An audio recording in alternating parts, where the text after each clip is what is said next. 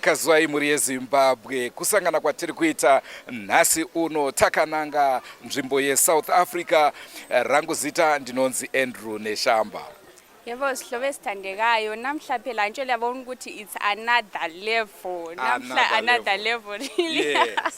Silapho namhla siya eSouth Africa lapho siyenza idocumentary lo munye umhlabeleli oweZimbabwe. Hayi abanye bathi vuyanini Drewmas ngoba umsebenzeli uyenzayo muhle. Phela namhla siyohlangana lo Sibanda oweNdolwane Super Sounds. Ndolwane takapfura nekunzvimbo yakanzi Ndolwane tichienda kwa Solomon Skuza. Saka taona zvakakodzera kuti tibva tangomuunza pachirongwa. Kuti auzweki.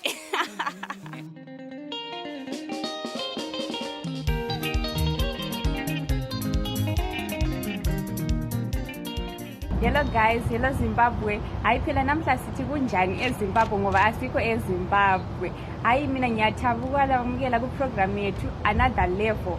Lalabo basanda kusikhuluma, this is Another Level iprogram yethu esiliphayo nalapho esithola khona sikhuluma lama artists achiyanayo. Yes. Pa vaimbi chatoda kukuzisa ndichoti ma programs atinoita haasi evaimbi vekuHarare chete. Ndofunga mukatondera pane ma programs akabva from Bulawayo, nhasi uno tiri kuva from South Africa nekuti Drewmas Media haisi yeHarare, Drewmas Media haisi yeMutare, ndeyenyika yese. Hayi phela njengoba lizizwela ukuthi namhla South Africa iDrewmas Media ihamba yonke indawo. Liyakwazi ukuthi lani lingasithola last time besingale page yakoro bayabantu bebuza ukuthi Drewmas Media liyenza ukubuthanisa abantu liqamba manga licreate ama stories njengoba lisibone sisukuma. Hayi phela namhla sikhona to another level. Sengikwanze setinogara tichikurudzirai muri yeZimbabwe kuti musakanganwe kubaya subscription button muri ikure. Aiwa katiri kufara tiri kuona muri kuya nehuwandu, rambai muchiwedzera, shedzaiwo vamwe. Ngati one day don't forget to subscribe to Drewmas Media. Remember, Drewmas Media taking you to another level. Mukoma vatina wozora nhasi vasati vazvizivisa zita ravo, ndoda kuti vangotsvaga Wani Kambo. Ausweke. How are you, my brother? All right. Yes, Yeah, I know, I'm good. Yeah, I know. Just choose one song that you can sing for us. Simbazwele aina bukusebubuya. Simbazwele aina bukusebubuya. Simbazwele aina bukusebubuya. Simbazwele aina bukusebubuya. Yeah, that is a Kalanga song. It's a Kalanga song. That's one thing that I've liked about that song. Yeah. Because you are singing Kalanga, because you are Kalanga, right? Yes. Although the bigger part of the interview is going to be in Ndebele, but I've liked that one. Yeah. Hayi phela mina namhla ngiyakwazi ukuthi kulabantu abajabulayo khathi sizikhathi zonke sihlala sihamba si-interview amashona amandebele bethi kanti lina lisithiyelani are we not Zimbabweans. Hayi phela namhla lami ngithabile ngizwa ngijabula ngoba phela sisemandebeleni. Namhla sihlezi lodawu uSibanda, mina vele ngihlezi lezilwane zodwa sazi ukuthi kuhamba njani. Parizvino ngatitange ikunzwa nhoroondo yako. I think it's a big word. We want to hear about who you are. Nhoroondo. Mina lapha ngile one request. Yes. Singakayenze ezinye izinto eziningi bengilo mbuzo one ukuthi kanti yena uMartin uthethe yini ngoba mina ngiyintombazana yako class phela uThando. Wasakuthenga ngizathi phela ngihlezi leja. And then also I don't think ukuthi ngizobuyela eZimbabwe Andrew. I don't think so. Unogara kuno? Yeah. Okay. The choice is all yours. Yes. Saka mukoma Martin toda kuzwa kuti imimi ndimani. Oh, okay. Sanibonani babukeli kuzo zonke indawo lapho eningabe nikhona. Njengoba sebechile igama lami nguMartin Sibanda weNdolwane Super Sounds. Ngiyajabula kakhulu ukuthi imbuzo lena iyangiqumba sisi ayileyo sizoyikhuluma sesisodwa leyo eyomuzi uyazi ukuthi yeah sizoyikhuluma sesisodwa. Exactly.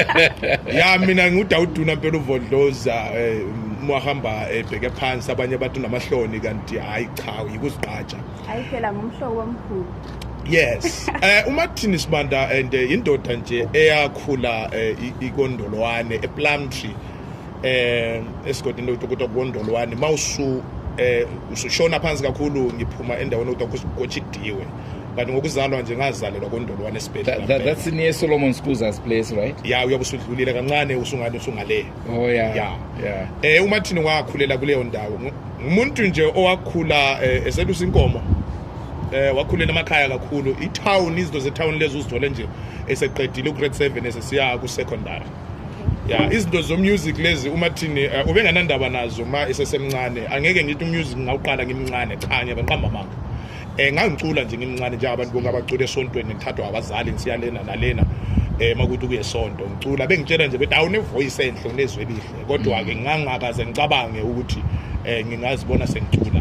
Ngafunda ngaqeda ugrade 7 ngaye secondary lapho engafika khona ngahlangana ke. Maybe you can tell us the schools as well. Yeah, isikolo ngafunda Ndolwane Ndolwane primary school. Okay. Into engisuka lapho ke ngaya emba kwemission sePlumtree.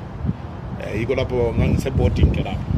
Yiko lapho njengoba thina sakhulela emakhaya njengoba ngishilo isilungu sasithathela kade sathatha isilungu se secondary so izinto eziningi zesilungu sasingas understand. So into engifika ke secondary yiko lapho engahlangana khona ke nendoda eyagcina isi role model yami ku music anzange ngihlangane naye in person but ngahlangana naye ngo music uLucky Dube. Uye umuntu owangenza ngaba nothando lokuba musician ngaleso sikhathi. Not Tando class. No, but uthando. Yeah. Okay. So your first project, when was it? First project year 2 it was Africa 1997. How many albums can we say we now have from since its inception to date? I think now our albums in Ndolwane we pushed up until 14 albums and now mina as a solo sengenze ama albums amathathu so which is about 14 plus 3 which is 17 albums. Yes. And pama albums ese tingati ndo album yakanyanya kunetsa yakanyanya kutambirwa neruzhinji.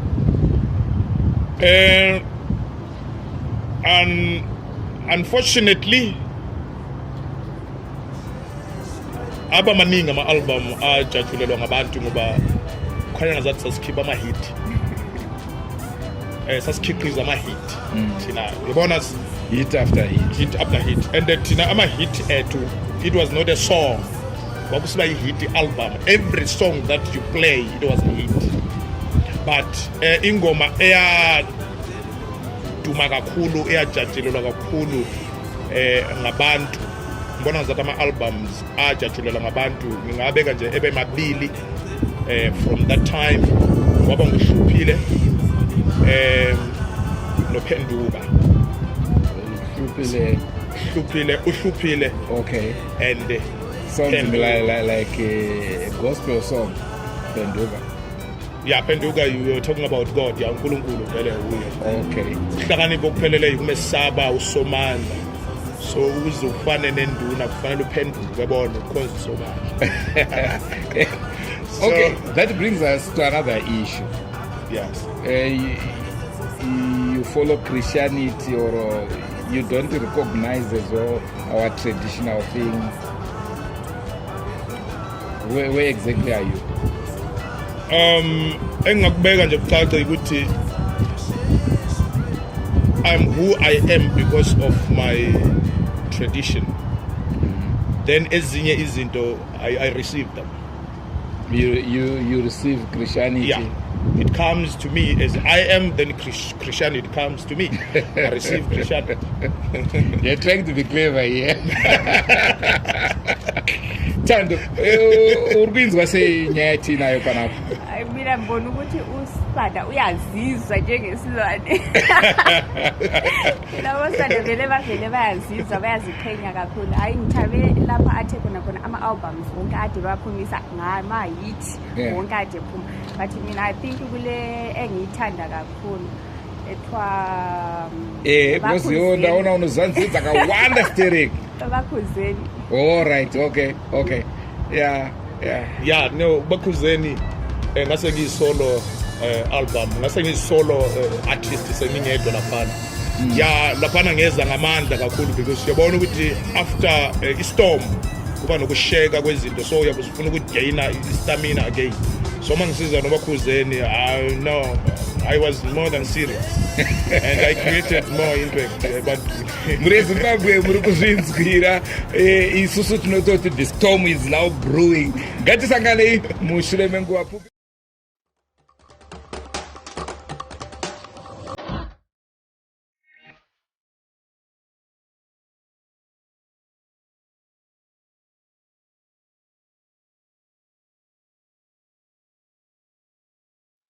Welcome back. Sesiphendukile njalo ku-program yethu Another Level. Hayi phela mina singakayikhatshana bengicela phela ubhuti uMartin akangihlabeleli ingoma uSimbazweni ngoba hey ngiyayithanda kakhulu. You know how it feels nxa uhlezi am-artist after all umbona kuma-TV, kubo-YouTube and stuff, nxa uhlezi eduze ngifisa vele ukuthi ngabe ngatshone nihlabelela. Okay, Simbazweni. Amuyaka loba hanya bibuchayo chakanoloba batesi. Simbazwele ayina bokusebubuya. Simbazwele ayina bokusebubuya. Simbazwele ayina bokusebubuya. Simbazwele ayina bokusebubuya.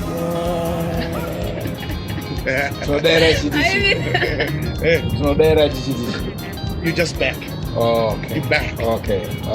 murezimbabwe tirimo muchirongwa tiri kuendera mberi nacho chirongwa. Chandingade kuti tinge tichitsanangurwa panguva ino ndeyekuti sei makafunga kuti chikwata chenyu chipuwe zita rekuti Ndolwane. Izvi zvinomborevei futi? What does it mean to say Ndolwane? Njengawo wonke umuntu, njengawo wonke umntwana ozalwa endaweni uyabefuna nje ukuphakamisa indawo yakubo. Yabona wonke umuntu uproud nalapha asuka khona mawukhuluma umntwana izinto zonke izivini izinkomo, so uyabuzithumela nje amagama akini ukuthi kanjani yabona. So thina sasifuna nje ukukhulisa igama lesigodi sakithi. Igama elithi Ndolwane thina silazi ligama lenduna yakithi, kahle kahle singathi umlisa wakithi. Nguye obizwa Ndolwane, igama lomuntu, sona selisiba igama lendawo. Kodwa lona igama elithi Ndolwane ukuthi mabe mnikeza igama elithi Ndolwane babe sisho ukuthini? I didn't see it coming. I didn't see it coming. Sezobuza kahle ukuthi kahle kahle mabe sithi lo ngundolwane, indolwane meaning yegama lelo ungasalibeke ekubeni igama lomuntu kushoni. Ayicha lapho saka tingati izitha renzimbo kumusha. Exactly. Lapho khona. Kuthi ukuthi phela sesenza another trip sisiya khona ukuyabuza ukuthi yini Indolwane kuye ukuthi kusaphila ini. Ngaba kuhle lokho. Ngaba kuhle kakhulu lokho. Kweyo manzweni munobedza kuti chi munezita here manzweni. Umusic wethu kahle kahle siubiza ichibileka ekhaya. Chibileka ekhaya.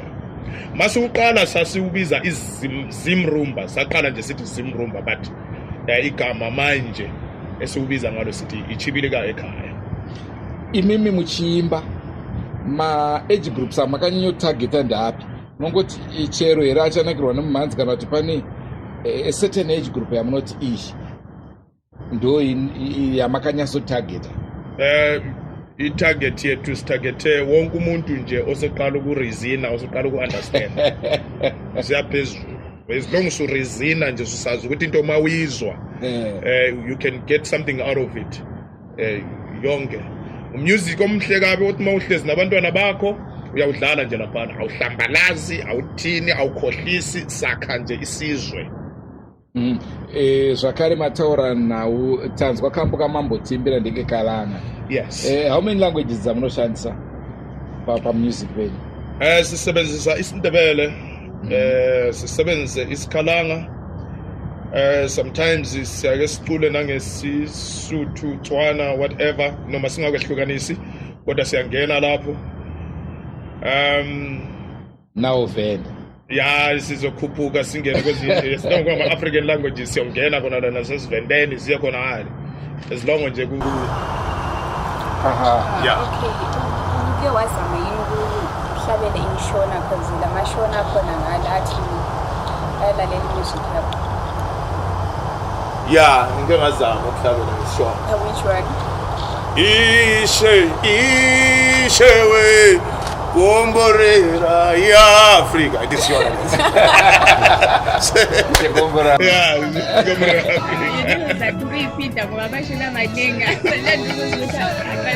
yeah, no, it's kusho ukuthi ngangicula nje uAfrica, kuAfrica laphana. So ngase ngifaka nje ama languages amaningi including isiShona.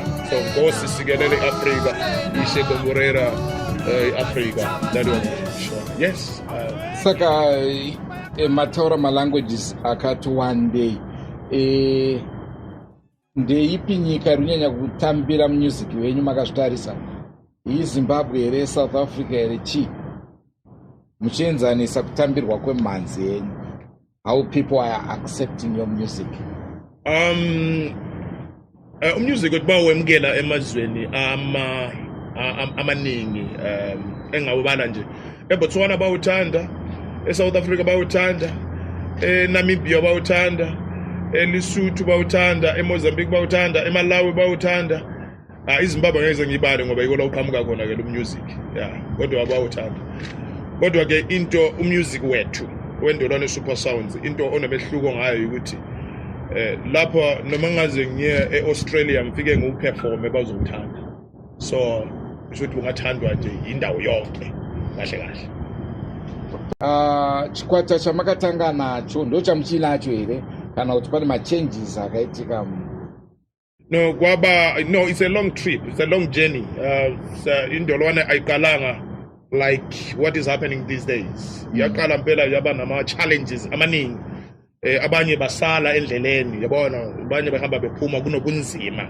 Ngoba saqala kade ngoba mangibala ngiphindele emva uzoza sengiletha amanye ama-artists afana nabo Madala Boy laba senibezwa nje kwezindawo.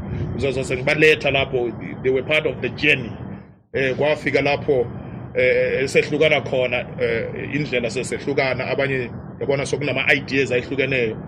So Ndolwane yasala ke isinabantu abafew ya recorda kama albums yaze yafika I think about 12 or 13.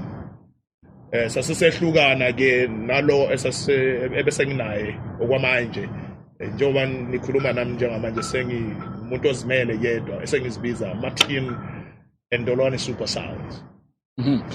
Sekutaura kwataita muri eZimbabwe kuti chikamu chino zvakare tichange tichida kunzwa nezvenyu project yamuri kuita.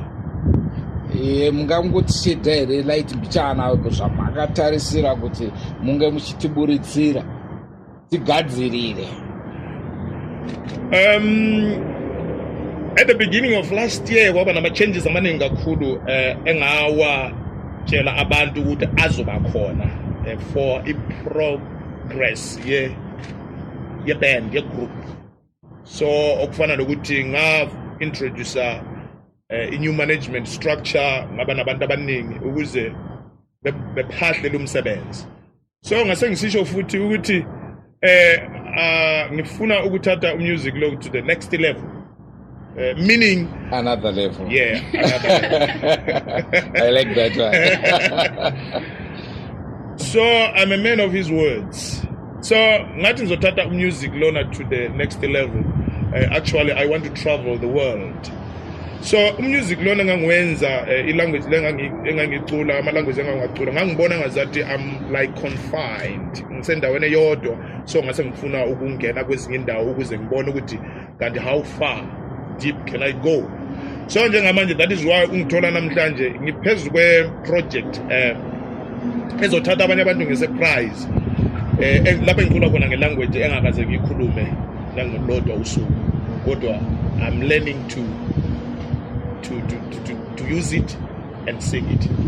Isivenda project manje engiyenza njengoba sikhuluma njengamanje ngiphezu kwe-project yesivenda. I'm going to do an album noma ingaba inengoma nje ezifyunyana maybe but I want it to be ibe yi-album at the end of the day.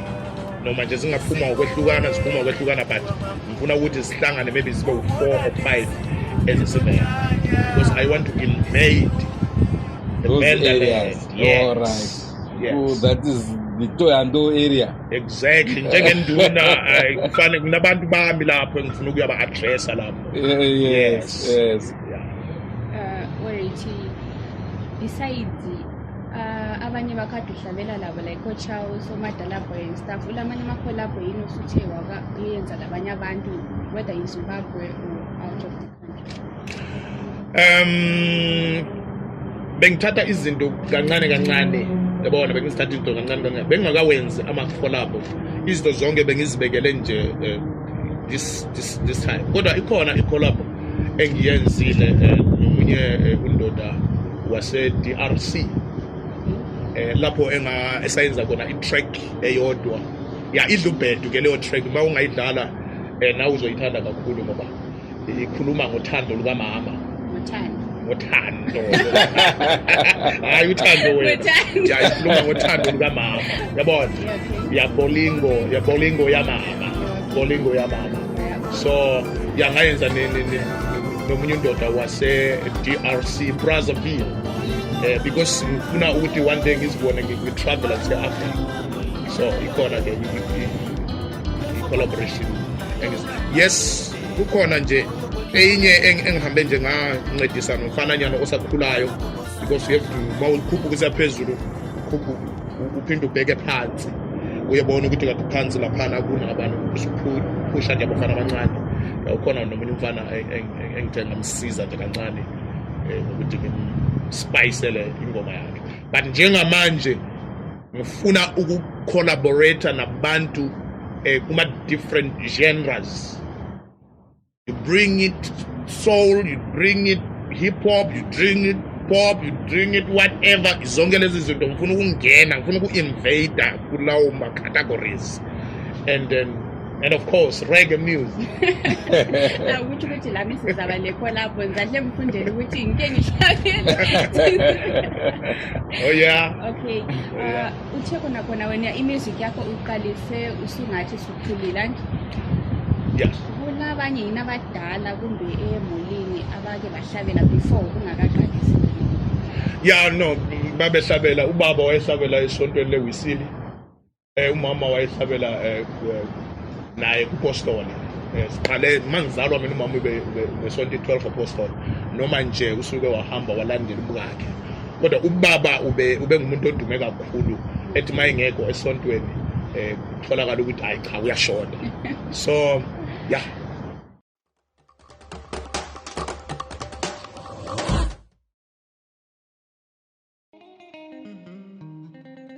Yebo ke namhla silo manager weNdolwane Super Sound uLucky Moyo. Hayi thina yithi abanikazi bendawo. Sibakhulu vela kumangalisi. Siyaziqhenya. Alright, andikutara zakawanda. Yebo. Yeah. So Mukoma Lucky, yebo, tingade kunzwa pamusoro pa Martin ndimi munoshanda naye. Yes. If you asked to describe him, ngamuti munhu akaita sei? Martin is a very talented guy when it comes to music, and uthanda izinto ezi-perfect. Akazwani nezinto ezingathi zicishe zibe perfect, maybe let's say 90%. When it comes to his music, uthanda ukwenza sure ukuthi yonke into i-perfect. Yes, yindlela engamchaza ngayo when it comes to music.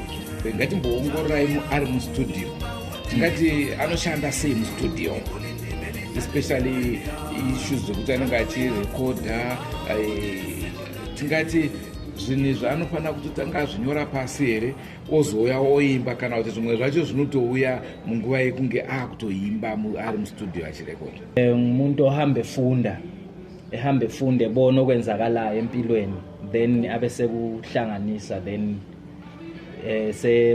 sefaka ama-feelings akhe ne-talent lakhe kuloko akubonayo njengoba ephila empilweni ephila. Ayisikuthi mhlawumbe ufike estudio engenangoma bese eqala ukubhala ingoma estudio, cha, uqale ebhale phansi ingoma, then ebese eqala ukudirector nabamdlalelayo ukuthi bemdlalele ngayiphi indlela. Nakhona isikuthi ufika lapho ethi dlalani phela, uyobuya ne-rhythm yakhona, then ebatshela ukuthi ayidlalani kanje, then he will take it from there. Kulama challenges sithe wahlangana lawo since phela umuntu oqala ukusebenza layo ukuthi ngani kube kuhlupha ukuthi ungene kuye or something? Ama-challenges akhona ukuthi kodwa nga-right, asoma challenge abad, because umuntu othanda into ezi-perfect and into zakhe uyazazi, noma ummanager naye he knows what is supposed to happen, so angeke ummanage nje uthi wena as long i-artist kodwa ewaziyo nomsebenzi we-management ukuthi ama-managers kumele yenze kanjani. So yiyo i-challenge ekhona ukuthi angeke umane uqhamuke nento kuphela ngoba uyi-manager sewuthi right, niqala nihluze nibonisane naye futhi if he's okay with it. Yes, but ndiyaphi ma-aims ema-goals enyu na-artist yeyu?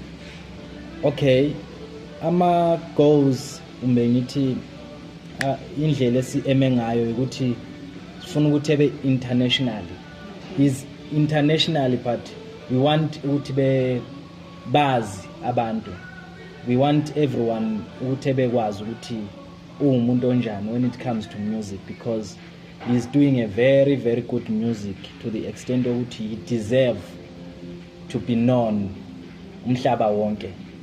And it's not like it's something esizoyifoster uyihambisa, cha, we just claiming his throne.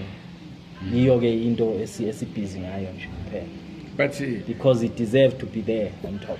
Mina ngilombuzo ukuthi lapha ummanager uyi-1 kumbe kulabanye abakuncedisayo kummanager, or bekubona njani before i-management adi khona wena ungakabuyi? Okay, no, i-management ebikhona before bengekho bad, it was good, but the way upbicking akhona, he made a good decision to add more people.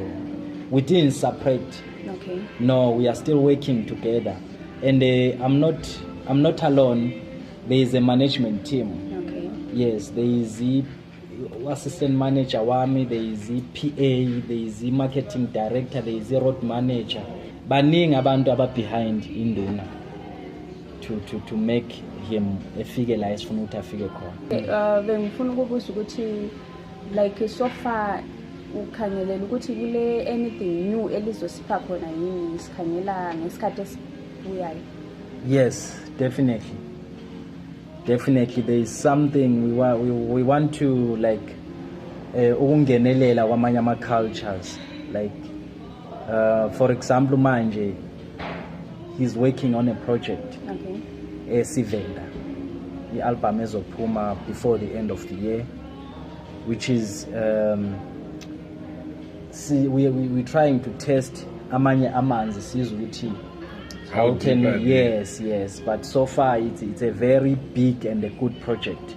Yeah, it's a very, very good project. It's a very big and good, because usebenzile nabo no Leroy Lunga owe Boys the Simoko. I'm sure abantu abaningi bazi ngo-System Tazwita, but yeah, many surprises abantu abazozithola mpela. Yeah, I love the project. I love the combination nabantu asebenze nabo in this project. It's wow. No, umathini umuntu othanda ama-fans akhe too much, yinto engingayazisa abantu. Yes, umuntu ohambisa ama-fans akhe ningajabulelana kodwa ungamosha kuma-fans akhe, niyaxabana. Umuntu othanda ama-fans akhe too to the extent yokuthi nathi sisebenza naye into waqala ukusilaya ngayo ukuthi make sure you take care of my friends, my people. I love them so much. Sihlobo esithandekayo ngithemba lilalele lazwa ukuthi umanager weNdolwane Super Sounds ubesithini ayisikhangelela more khathi esikuthiwa kule new album ebuyayo soon eSibanda. Ngithemba lani lizoba updated ukuthi izophuma nini, and umanager wangikhona uthi khanya uMartin umuntu osebenzekayo laye kuhle, umuntu ozwisisayo and umuntu othanda ama-fans akhe. Yikho lapho engizwe khona ngijabula ukuthi umuntu othanda ama-fans, ngoba kungela ama-fans akula phela into yabo iyenza. Hello there, everybody in Africa, Zimbabwe, South Africa, everywhere in the world. My name is Prince Makhatu, and I'm the marketing director for Martin and Ndolwane Super Sounds, and this is my assistant, Aviwe Sono. Will introduce himself. Okay, yeah. Usekhulumile usethethile ukuthi Aviwe Sono. Yeah, so ikamla ngwaviwe and then isifana sami wasono. So I'm the assistant for my brother Amla. So yeah, so we do social media marketing for Martin. So we take care of the visual side of his music, and the digital side is more like mixed visual and digital, audio and digital. So we take care of these things when it comes to music work become available in digital stores, and we create designs for these things. Yeah.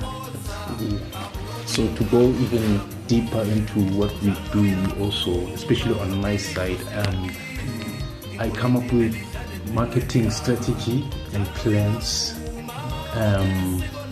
We also deal with Martin's branding, so his visual, how he looks like on camera, what he says on social media, keeping fans updated in terms of new events. So we would come up with strategies to grow also his presence in the internet, because now we're in the digital age. So there's more things happening on the internet now than before. And also to understand that Martin is brand. He's a brand also with his music, and he's selling his product.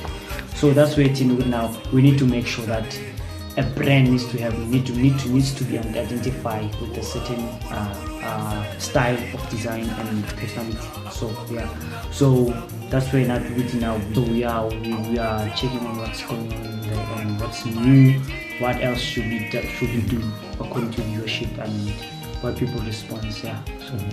To also keep up with the latest trends for Ndolwane, because he's an African rock star. So we need to also put our A game into it. We need to be ready with the latest things for him, because with him, he's a person who knows himself, and he knows what he wants. So we have to keep up with that.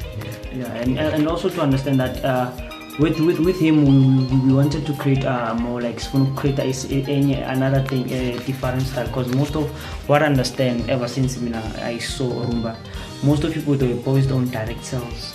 They didn't have like digital sales. They have direct sales where like collect CDs and stuff. But now times are changing, things have become minimalistic, and digital age is taking over. So we took that and then we just make his music or his work available on digital stores and stuff. So that's what we basically do. We are the behind the scenes guys, because we are usually behind the camera, not pumping. So ngizosixolela ukuthi basezini noma base-plum tree ukuthi ngisibona ngathi manje ingathi banamatunda abafana, but there's nothing.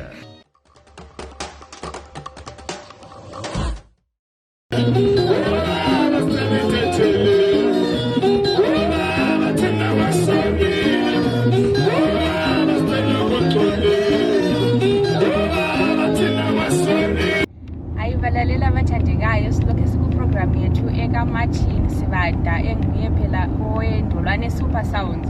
Ayisike sakhuluma phela lo manager wakhe esichazisela ukuthi basebenza njani khathesi sesilo wesifazana nje libonile lapha nabesibonga ukuthi uSibanda umoyo hayi khathesi silo wesifazana ngizwa lami ngijabula ngoba khathesi silo personal assistant wakhe enguntombi uBinali. Hey, bantu Drewmas media. Ubinali lo ukhulumayo personal assistant/advisor Martin Sibanda. Right, indlela engisebenza ngayo esisebenza ngayo lo Martin is so amazing. Umnandi kusebenza naye is so easy. He's that person who serious in whatever he touches. That is why he always brings out the best. So that's how we work with him. Okay, njengomuntu owesilisa so induna usebenza la njani vele ivoice lakhe likhanya ukuthi kunzima wena njengowesifazane manje how do you manage ukusebenza la? Okay, it's so easy because Martin, he has that fatherly love, so I just feel free with him. I see him as a father, and I grew up listening to his music and he inspired me. Kusho ukuthi manje ngivele ngiphuze emthonjini. Personally, actually, Martin is a groomer, so I'm groomed. I'm well cooked. The person who knew me before working with him, like, serious. So this is Binali because he inspires me a lot. He's a groomer. He's one person that teaches you to be true to yourself. He's a straight talker. He doesn't take crap. I also no longer taking crabs. So that's what I benefit. How to live with people is people's person. I always thought I'm introvert. Now I'm extrovert because I'm just being there. So yeah, that's the thing with him. But so, how do you see his future in music? Hey, the guy is going far. Trust me. The guy is going like way too far. To another level. To another level. Just another taking in this game. Yeah. To another level. No, I doubt very much if there is anyone was how big he is. So we all know where he's going. I just can't wait to deja vu. I just can't wait. I'm waiting for that day. But here we are. Like no, the guy is going far.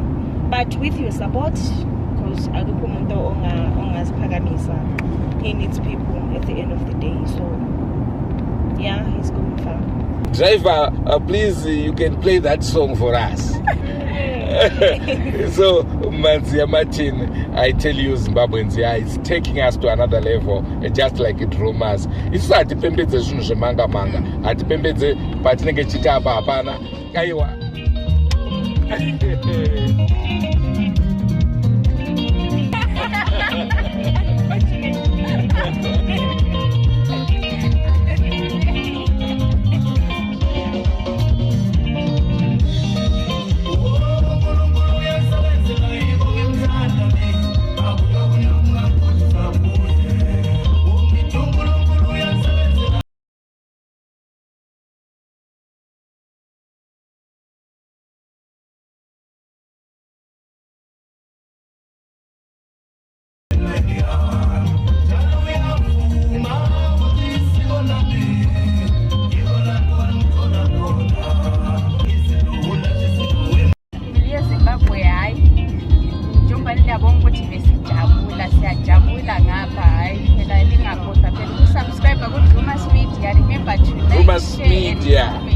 Drewmas Media, taking you to another level.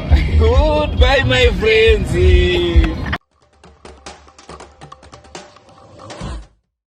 Remember, Drewmas Media, taking you to another level. Nasi pa this level tine munwa munoziva zvikurusa uyo akaita basa guru munyaya dzezvemimanzi ndiri kutaura nezva baba Bhotho Nyamondera. Tinokutambirai kuchirongwa. Tinotenda baba, maitana kuti pamukana kuya pano. Nhasi unodhuma dhuma muSouth Africa, tesa tisi kuZimbabwe. Accident chaivo. aisaaccident mwari akagara Okay, akazvironga. Okay, Tingade kuziva kuti makushandira kuno here kuSouth Africa kana kuti titsanangurire ipapo zviri kufamba sei? Okay, kunoku ndakauya kuzoita project yaMukoma Martin. Nekuti tinokuzivai muchigona kubika, basa renyu munoriziva. I hope so. Vachele. Ndazihlobo ezithandekayo njengoba ukuthi sise-South Africa lapha sesitshayisane lo munye umdala wethu onguye omunye la owabasebenza abakhulu abasebenzayo ku-music industry uBotho Nyamondera. Hayi ukuthi phela mina isishona siyangihlupha nje leli liyakwazi ukuthi ngilindebele. Sizabe sisebenza le simbuza ukuthi kanti kuhamba njani wayisitshayisane lapha ko project ka Martin Sibanda sonke sitholakala silapha. Ndofunga muchidimo baba Nyamondera tingangoda kuti mutitaura kuti muri kufamba sei neproject, muri kuiona sei project iri kufamba zvakanaka. Martin is a very hard worker and unoona kuti ane shungu to get things done right and zvatiitirawo nyore isusu, although of course language barrier yanga iripo zvaiva music transcended that tagona kushanda zvakanaka, iri kufamba zvakanaka still, and I'm sure it's going to be a good project. Ende semaonero enyu project tingati iri more suitable for Zimbabweans here South Africans kana kuti both? I think it's a cross. You're not going to cross. When you finish with it, I'm sure it will be a crossover. You're not going to appeal both sides. Because that's my neighbors. No, you're saying. Yeah, President, nzwangu kuti utori museve ka. Yeah, this was just. Wainzgo say. Okay, uthi phela iprogram abazoyenza ngeyokuncedisa uMartin njengoproducer esenza music ebambanisa international wonke Ndebele, Zulu and Shona. I think it's Venda. Ende chimwe zvechatoda ku ngetichiziva pamusoro pababa Nyamondera ndechekuti havana kutanga project yaMartin chete. Muchidimo muri eZimbabwe vasingakuzivei vangangoda kuzondivape vamwe vaimbi vamakamboshanda nawo mashure. Pamagona kusvika. Okay, ndakashanda naMukoma Thomas Mapfumo, Mukoma Jona Moyo, Mukoma Michel Jambo, Mukoma Oliver Mtukudzi, Alec Macheso, Nicholas Zakaria, na Jairus Giri Band. I think I'm going to most groups that I hate from the 80s, 90s. Yeah, that is something else. Yeah, yes, ndakashanda nawo. No, tinotenda zvikuru baba Nyamondera. Wazvinzwa ka? Remember tangatina Mukoma Jona Moyo kumasvingo. Vakashanda vese. Okay. Mukoma Michel Jambo vanoramba vachindinzvenga kutoya ndou. Tichavatera Mukoma Jambo ndoda kukuzisai kuti as much as muchifungidzira kuti makawanda. Tinokuwanai futi ikoko. Tiri kuuya. Hayi phela sibona ukuthi ubabusebenza labantu abaningi abakhulu like eZimbabwe silomthukhodzi oJona Moyo lerangwena ama-artist mostly ayazakalayo abakhulu. Hayi sizothi sizokuningi ngaye ngoba hey kuyenza umsebenzi omkhulu. Ipapo tisati tavasiya ndingade kuziva kuti vashanda nevaimbi vakawanda. Imamuna umhanzi wenyu here wamakamboburitsa? Well, tingangoti takaburitsa pandaishanda nevamwe vaimbi zvatakaita ndichiri kukambana ndaishandira. Tangofunga kuita project just to try and go different form of music. Saka takangotora artist takangochoose like Vantanga Wekasando, tikangofoma group kinds Giraffe. It was actually a launch pad yeah, to launch a Stoanga because he was playing something totally different from Sangasa Jera Witika. Tikazita imwena Alec Macheso na Zakaria under orchestra Musa Tunya. More like Sukus and what. So we were just experimenting as a company. Yeah, and I was part of the band, but I was part of the band who don't promote the chit. Once one go on their own feet, they would be. But in November, munenge musina kuita justice music industry semazira tokuitai kakudayo mukazosvikira kuregedza musina kumbodaiwo. No, takamboita taimbobata nevakawanda nguva sometimes mustudio muya kana munhu atadza you can just take an instrument yacho ungofitira zvakangonyarara zvangoda kugadzira zvinhu zvifambe zvakanaka. Aha, niyabonga. Tenda baba.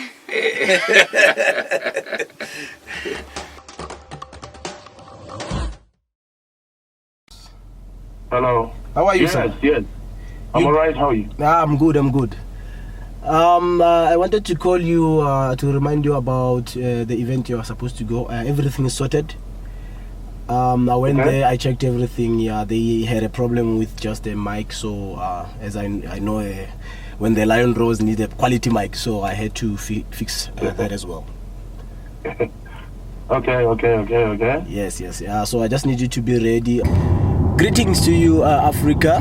My name is Silas Rasirute, all the way from South Africa, Limpopo, Tobela. I'm a road manager to Martin Ndolwane and Super Sound. Ke dirang go Martin msebetsi wa ka gore ke nna motho le reng ke gona go checka gore di event tse re yang go tsona tja gage di ka ba di kile gore a ka ya na ba bangwe mhlomong ba ka bolela ka yona ba re safety as well. Le gore pleke re yang go yona ina le crowd ya ba e jwang ke nna tlamele ke tsebe ntwe gore ke gone go boledishana le yena a tsebe gore wa kae. Sometimes as well you find that the organizers of the events they compromise the quality of the artist.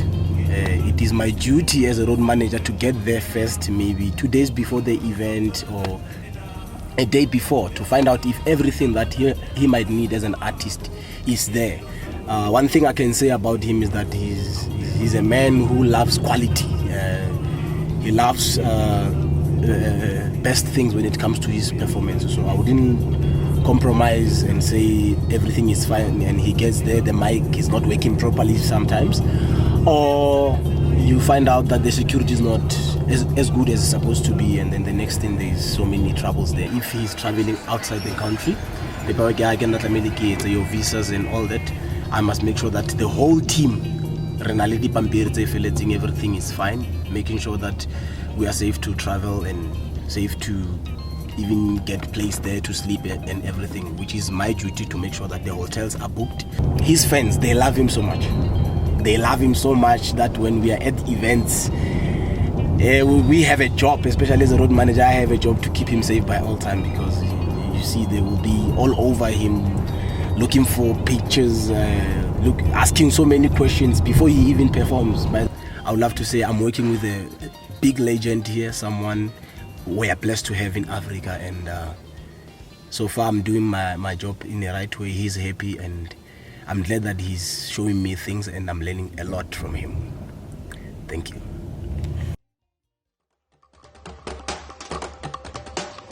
Awuseke muri Zimbabwe sezvatiri kuita tichiswedera zvishoma kwakaperera chirongwa. Regai timboita just a short break, tadzoka tine questions anobva kumafans eDrewmas Media, ndo atinenge takuchipa mukoma kuti vange vachipindura vanhu zvavanoda kuziva. Ndosaka tichiti Drewmas Media ndini newe nezvakatikomberedza. Saka Drewmas Media taking you to another level. Mukoma mati chikamu chino tati ndechemafans eDrewmas Media vanenge vachipa mibvunzo. Mumwe wokutanga wake hausi mubvunzo asi ati izvoni pakuimba kwamunoita nhau dzamunonyanya kuimba nezvadzo ndedzei? What are most of your songs all about? Izinto esicula ngazo thina izinto siyakhuza abantu, siyabakhumbuza, siyabakha, siyabakhuthaza. Kusho ukuthi nje thina nje masicula i-aim yethu yayibubuilda ukwakha abantu. Lapho umuntu owenza kona wrong siyamkhuza, lapho umuntu owenza kona kahle siyamncoma, lapho umuntu akhohla kona siyamkhuthaza. So we must encourage caution sometimes. Mbondi mpira ipane kambo kevenda kerudo erudo ndakakanganwa zita rako ingorora mbitana pane zviri kutarisirwa nevanhu zvamaproject that you are working on. Mbitana yenyu tingonzwa. all right ingoma esivenda ihamba kanje ithi yona ngangomumbiluni yanga ndizwinjizwi nendanyaka kuzvibhura mara ndidova ndachuwa uri udopfine ndiyapenga. Muri kuti chii apa? Yisho ukuthi ziningi kabi izinto engifuna ukutshela zona Thando. Kodwa uyabona ngendlela mangingakutshela lezo zinto ezisenhlizweni yami ungacabanga ukuthi ngiyahlanya. Yabona kodwa kunothando uyabona Thando. Yeah. Right, tine vamwe mukoma vanonzi Ketni. Hanzi izvo. Can you please ask Induna? We need a new album with Charlie Ndebele as the former founders of Ndolwane. Yeah, lo mbuzo uhlala ubuzwa ngabantu kaningi. Uyabona ukuthi baningi kabe abantu engisebenze nabo including uCharlie. uCharlie is not only the former yendolwane baningi kakhulu nje ukwenza ngiyakutshela ngathi kunobadala boy kunabo developer kunabo ohlanganani baningi abantu engasebenza nabo right okholeni isikhulu ngabantu engibabonga ngingaqedi aba contributor towards i-career yami ngilapha namhlanje ngoba nabo besenza izinto zabo. uCharlie ke ngumuntu engisuke naye phansi mangicula naye icula I call him my partner uMdolomba kaZwane awumadoda. Engikubhekile njengamanje njengoba ngasho ngathi ngifuna ukukhuphuka ngephezulu ziningi kabi izinto engingakazenzi baningi kakhulu abantu engingakaculi nabo engibona angazathi akusafanelanga ukuthi ngisebenze isikhathi enginaso manje ngiphindele emva ngiyacula noCharlie ngoba uCharlie kudala ngacula naye ingoma eziningi sizishare. So njengamanje sengifuna ukucula noNtazinga noLokhuzeni noLoya. So isikhathi sokuphindele emva lesi ngibona ngazathi siyangiphindisela emuva. Kanti umuntu nje mayefuna ukumamela i-collaboration yami noCharles angakhetha from ama-albums maybe cisha awu-12 uzayizwa ukuthi kanti i-combination ngoba ngama-albums ayihlukeneyo. Then abasenginikeza le chance yokuthi angizwe ngicula nomunye umuntu engakaze ngicule naye azi ukuthi ngingena kanjani. So abamameli ngizocela nje ukuthi ba-understande leyo ndawo ukuthi no asiyeni phambili nalapho engizoya khona nalapho engizocula nabo bazoba proud ukuthi ngicule nabo. uCharles sihlangana kwezinye izinto esizenzayo maybe kuma-live shows lezinye izinto nje eziningi siyakwenza nokusizana here and there kodwa manje sesigambele seyedwa nawe usigambele yedwa nami ngisigambela ngiyedwa. Life goes on. Vazvinzwa kamukoma Kenny ndo mapindurirwo amaitwa namukoma Martin Sibanda veNdolwane Super Sounds. Asi mazopedzesa imimi muchiti I have a simple question. Is Martin Sibanda Ndebele or Kalanga? Ndofunga tamboti taure hedi babo. Anyway, vapindure mukoma Kenny. Martin Sibanda iKalanga elihlaza. Kalanga. Yeah, ngiliKalanga. Kodwa ngikhule nje ngikhuluma indimi zonke lezi ezimbili but mina as far as my parents are concerned ngiliKalanga mina. Ndinkalanga dumbutoda ndinkalanga ndolebele tsikalanga ndinkalanga wathi Munolebele. Ndolebele ndinkalanga. Akutaure ndo udandika ugona ka. Kana uchida kuudza msikara ndokuda. Ndokuda. Imwe imoti ndokuda. Ndokomela straight ndokuda. Kufara kwatiri kuita muri yeZimbabwe tirimo muchirongwa tine vanonzi mukoma moyo hanzi izvo Martin uyu ngambo uya aito mashows muPlum Tree tanzwa nana magwaza kiki. Hands, we are tired of Magwaza, another artist, eh? So they are telling you to come to Plum Tree so that you can as well perform. in Plumtree? Ya ngizoza ePlumtree mangabe isikhathi simvumela kodwa isikhala ngasicholda inodla choina inayito galantumba seyinachayo. Yabona okwangisusa esikhalangeni khona lapha ePlumtree sibone sengilapha yikuthi ngiyafuna ngiyadinga ngcola yonke indawo and nabantu bangifuna indawo eziningi. iPlumtree sengeke ngayibhoda impela ngacisha ngayihlanganisa yonke.